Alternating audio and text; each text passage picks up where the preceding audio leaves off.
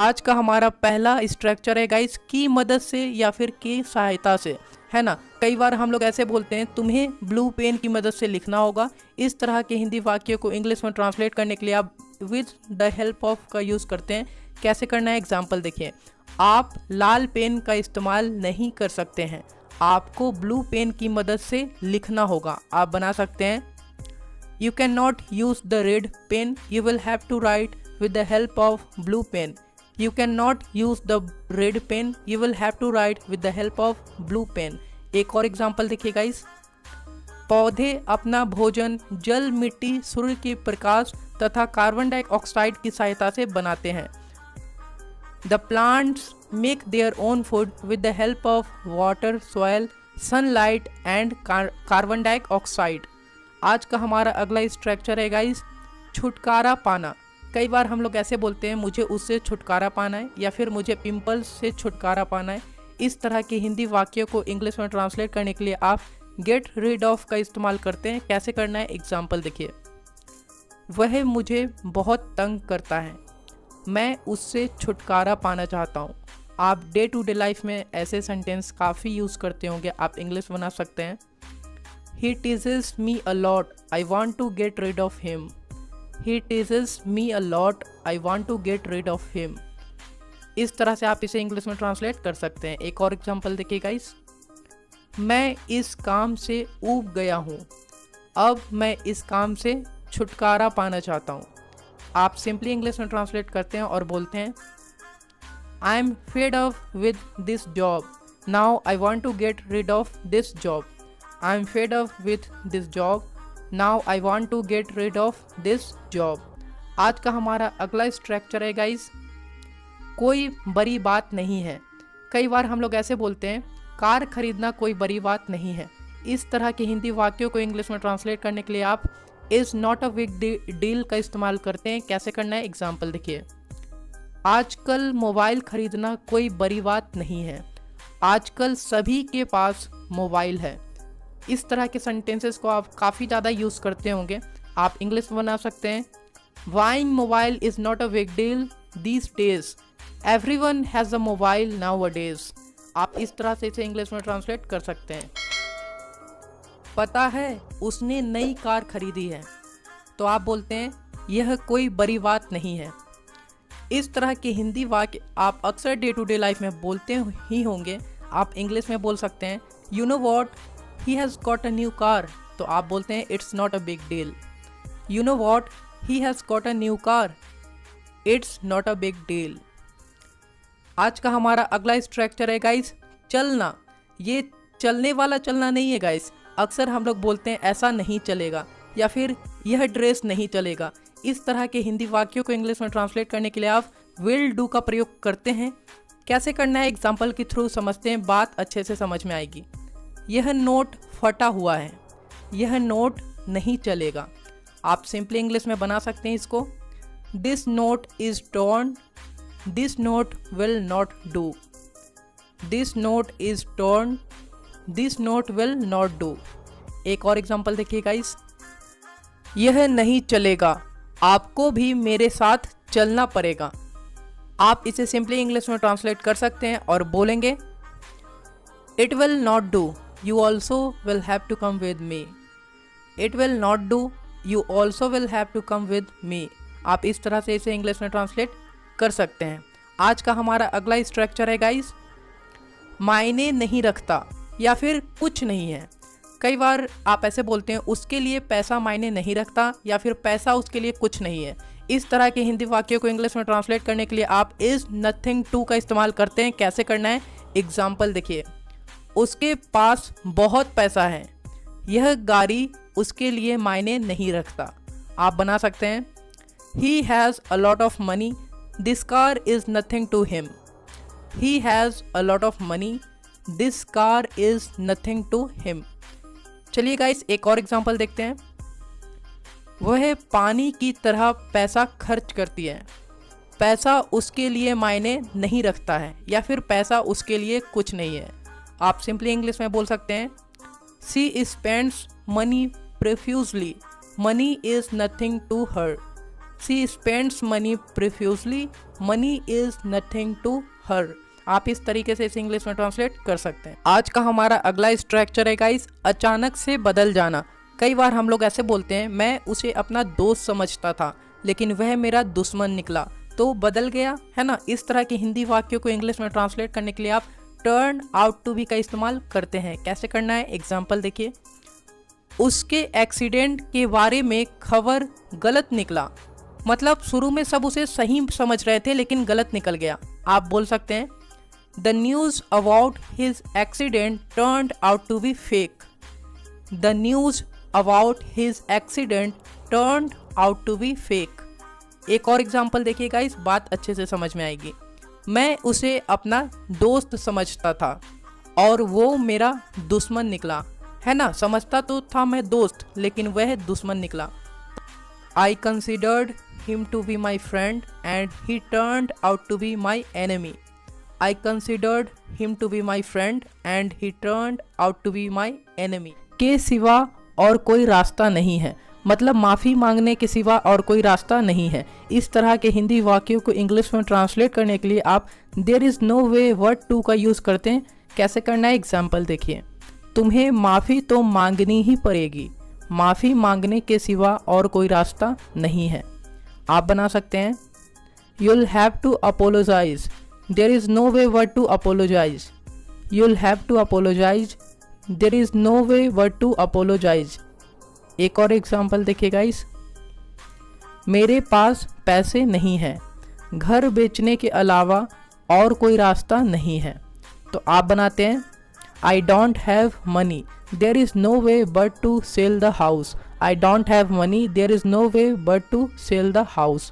आज का अगला स्ट्रक्चर है गाइस, इससे डैश नहीं मिलेगा, मतलब इससे अच्छा नहीं मिलेगा, इससे महंगा नहीं मिलेगा, इससे सस्ता नहीं मिलेगा। इस तरह के हिंदी वाक्यों को इंग्लिश में ट्रांसलेट करने के लिए आप यू कांट टॉप डैट का यूज़ करते हैं। किस तरह करना है, एक एग्जाम्पल के थ्रू समझते हैं। यह सबसे अच्छा पेन है, इससे अच्छा पेन आपको नहीं मिलेगा। आप सिंपली इंग्लिश में ट्रांसलेट कर सकते हैं और बनाएंगे guys, this is the best pen, you can't top that. This is the best pen, you can't top that. आप इस तरीके से इसे ट्रांसलेट करते हैं। एक और एग्जांपल देखिए गाइस, तुम्हें पता भी है यह सबसे महंगा कार है, इससे महंगा कार तुम्हें नहीं मिलेगा। आप सिंपली इंग्लिश में बोल सकते हैं guys, do you even no this is the most expensive car, you can't top that. Do you even no this is the most expensive car, you can't top that. आज का हमारा अगला structure है guys, हुआ करता था। कई बार हम लोग ऐसे बोलते हैं वह बहुत बदमाश हुआ करता था, या फिर वह बहुत फेमस हुआ करता था। इस तरह के हिंदी वाक्यों को इंग्लिश में ट्रांसलेट करने के लिए आप यूज्ड टू बी का यूज़ करते हैं। कैसे करना है, एग्जाम्पल देखिए। तुम्हें पता भी है वह अपने जमाने में एक मशहूर एक्टर हुआ करता था। आप बना सकते हैं, do you even know he used to be a famous actor in his time. Do you even know he used to be a famous actor in his time. अपने समय में वह बहुत बदमाश हुआ करता था। गाइस, इस तरह की लाइन अक्सर हम लोग अपने पेरेंट्स के मुंह से सुनते हैं, वो अपने समय की बात बताया करते हैं। तो इसे आप इंग्लिश में बना सकते हैं, he used to be very wicked in his time. He used to be very wicked in his time. आप इस तरीके से इसे बना सकते हैं। आज का हमारा अगला स्ट्रक्चर है गाइस, से ज़्यादा अच्छा है। कई बार हम लोग सिंपली बोलते हैं तुम मुझसे ज़्यादा अच्छे हो, तो ऐसे सेंटेंसेस तो हम लोग बना लेते हैं। लेकिन जब हम बोलते हैं मेरे शर्ट का कलर तुम्हारे शर्ट के कलर से ज़्यादा अच्छा है, तो उसके लिए आप दैन डैट ऑफ या फिर दैन दोज ऑफ का यूज़ करते हैं। कैसे करना है, एग्जाम्पल देखिए। तुम्हारे शर्ट का कलर मेरे शर्ट के कलर से ज़्यादा अच्छा है, तो आप बोलते हैं the colour of your shirt is better than that of my shirt. The colour of your shirt is better than that of my shirt. एक और एग्जाम्पल देखिएगा, इस बात ज़्यादा क्लियर होगी। इस क्लास की लड़कियां उस क्लास की लड़कियों से ज़्यादा सुंदर हैं। गाइस, सिंपली आप ट्रांसलेट कर सकते हैं और बोल सकते हैं the girls of this class are more beautiful than those of that class. Guys plural के साथ आप दोज का यूज़ करेंगे और सिंगुलर के साथ आप डैट का यूज़ करेंगे। आज का हमारा अगला स्ट्रक्चर है गाइस, के सिवा कुछ नहीं करता है। कई बार हम लोग ऐसे बोलते हैं वह खेलने के सिवा कुछ नहीं करता है, या फिर वह पढ़ने के सिवा कुछ नहीं करता है। तो ऐसे सेंटेंसेस को इंग्लिश में ट्रांसलेट करने के लिए आप नथिंग बट का यूज़ करते हैं। कैसे करना है, एग्जाम्पल देखिए। वह हमेशा पढ़ता रहता है, वह पढ़ने के सिवा कुछ नहीं करता है। He is always studying, he does nothing but study. He is always studying, he does nothing but study. आप इस तरीके से बना सकते हैं। एक और एग्जांपल देखिए गाइस, वह हमेशा सोता ही रहता है, वह सोने के सिवा कुछ नहीं करता है। अक्सर आप डे टू डे लाइफ में ऐसे सुनते होंगे, आप इंग्लिश में बोल सकते हैं He is always sleeping, he does nothing but sleep. He is always sleeping, he does nothing but sleep. आप इस तरीके से इसे सिंपली इंग्लिश में ट्रांसलेट कर सकते हैं। आज का हमारा अगला स्ट्रक्चर है गाइस, भगवान जाने। कई बार हम लोग ऐसे बोलते हैं भगवान जाने कौन सही है, या फिर भगवान जाने उसे कैसे पता चला। इस तरह के हिंदी वाक्यों को इंग्लिश में ट्रांसलेट करने के लिए आप गॉड नोज का यूज़ करते हैं। किस प्रकार से करना है, एग्जाम्पल देखिए। मैं कुछ कह नहीं सकता, भगवान जाने कौन सही है और कौन गलत। आप डे टू डे लाइफ में ऐसे बहुत सुनते होंगे, आप इंग्लिश में बोल सकते हैं I can't say anything, God knows who is right and who is wrong. I can't say anything, God knows who is right and who is wrong. एक और एग्जाम्पल देखिए गाइस, मुझे कुछ पता नहीं है, भगवान जाने वो ये सब चीज़ें कहाँ से लाता है। आप सिंपली इंग्लिश में ट्रांसलेट कर सकते हैं और बोलेंगे I don't know anything, God knows from where does he get all this things. I don't know anything, God knows from where does he get all this thing. लोग ऐसे बोलते हैं भगवान की कृपा से सब अच्छा चल रहा है। ऐसे हिंदी वाक्यों को इंग्लिश में ट्रांसलेट करने के लिए आप बाय गॉड्स ग्रेस का यूज़ करते हैं। कैसे करना है, एग्जाम्पल देखिए। भगवान की कृपा से सब अच्छा चल रहा है, अपना बताओ। कई बार कई लोग पूछते हैं क्या चल रहा है, तो आप इस तरीके से बोलते हैं। आप इंग्लिश में बोल सकते हैं by God's grace all is going well, what about you. By God's grace all is going well, but about you. एक और एग्जाम्पल देखिए गाइस, घर पर सब कैसे हैं, तो आप बोलते हैं भगवान की कृपा से सब अच्छे हैं। आप बोल सकते हैं how are all at home, all are fine by God's grace. How are all at home, all are fine by God's grace. आज का हमारा अगला स्ट्रक्चर है गाइस, और ना ही उसने। कई बार आप ऐसे बोलते हैं मेरी मदद किसी ने नहीं की और ना ही उसने। इस तरह के हिंदी वाक्यों को इंग्लिश में ट्रांसलेट करने के लिए आप नॉर डज ही का यूज़ करेंगे। गाइस अगर सब्जेक्ट बदलेगा तो यहाँ डज की जगह डू का भी प्रयोग करेंगे। किस तरह से करना है, एग्जाम्पल देखिए। मैं दारू नहीं पीता हूँ और ना ही वो, क्या आप पीते हो। आप पूछ सकते हैं I don't drink alcohol, nor does he, do you drink alcohol. Guys अगर यहाँ पर तुम होता तो डू यू हो जाता। एक और एग्जाम्पल देखिए, मुझे खुद ही सब करना पड़ा, मेरी किसी ने मदद नहीं की और ना ही तुमने। गाइस यहाँ तुमने आ रहा है तो आप बोलते हैं I had to do all myself, nobody helped me nor did you. Guys ये पास्ट में है इसीलिए यहाँ पर डिड का प्रयोग किया जा रहा है। आप इस तरीके से बना सकते हैं। आज का हमारा अगला स्ट्रक्चर है कसम से। कई बार आप सेंटेंसेस बोलते हैं तो कसम से ऐड करते हैं, जैसे कि कसम से मुझे बिल्कुल याद नहीं था। इस तरह के हिंदी वाक्यों के इंग्लिश में ट्रांसलेट करने के लिए आप बाय जॉब का यूज़ करते हैं। किस प्रकार से करना है, एग्जाम्पल देखिए। कसम से मुझे यह बिल्कुल याद नहीं था, नहीं तो मैं तुम्हें बता देता। आप बना सकते हैं by Jove I didn't remember this at all or else I would have told you. By Jove I didn't remember this at all or else I would have told you.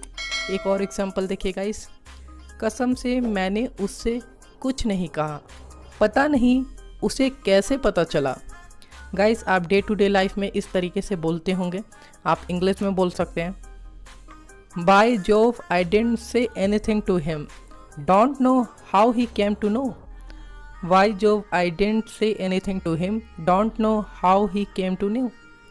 आज का हमारा अगला स्ट्रक्चर है guys बेहतर होगा। कई बार हम लोग ऐसे बोलते हैं बेहतर होगा कि आप यहाँ से चले जाएं। ऐसे सेंटेंसेस को इंग्लिश में ट्रांसलेट करने के लिए आप इट विल बी बेटर का यूज़ करते हैं। कैसे करना है एग्जाम्पल देखिए। बेहतर होगा कि अभी आप यहाँ से चले जाएं क्योंकि पापा गुस्से में हैं। आप बोल सकते हैं it will be better if you go from here now because dad is in anger. आप इस तरीके से इसे ट्रांसलेट कर सकते हैं गाइस। एक और एग्जाम्पल देखिए।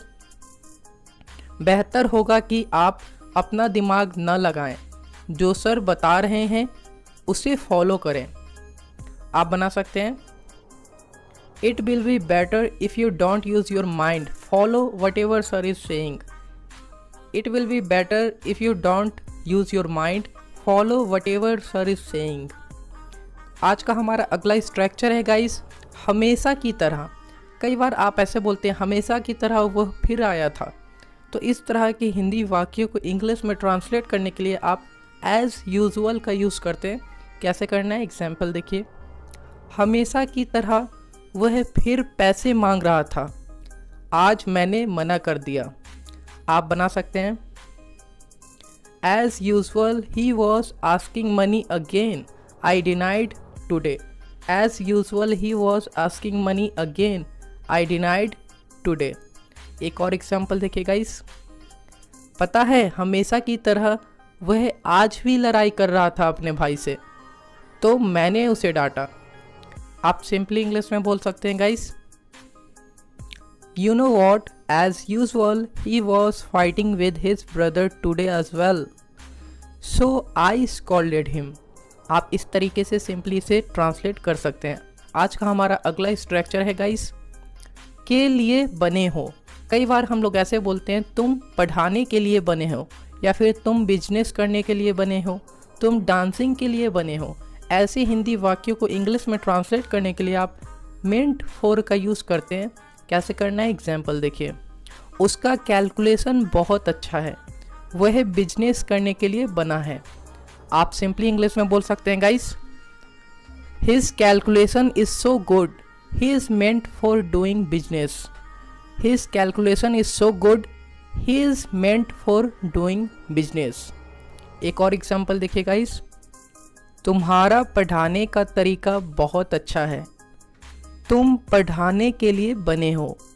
आप सिंपली इसे इंग्लिश में ट्रांसलेट कर सकते हैं और बोलेंगे guys your teaching style is fantastic, you are meant for teaching. Your teaching style is fantastic, you are meant for teaching. आप इस तरीके से बोल सकते हैं गाइस। आई होप गाइस आज की वीडियो लेक्चर आप लोगों के लिए काफ़ी ज़्यादा यूजफुल रही होगी। तो वीडियो को लाइक शेयर एंड सब्सक्राइब जरूर करिएगा। आप हमें कमेंट बॉक्स में बताएं कि आज की वीडियो लेक्चर आप लोगों को कैसा लगा। So thank you so much guys for watching this video. Keep watching and keep learning. Take care.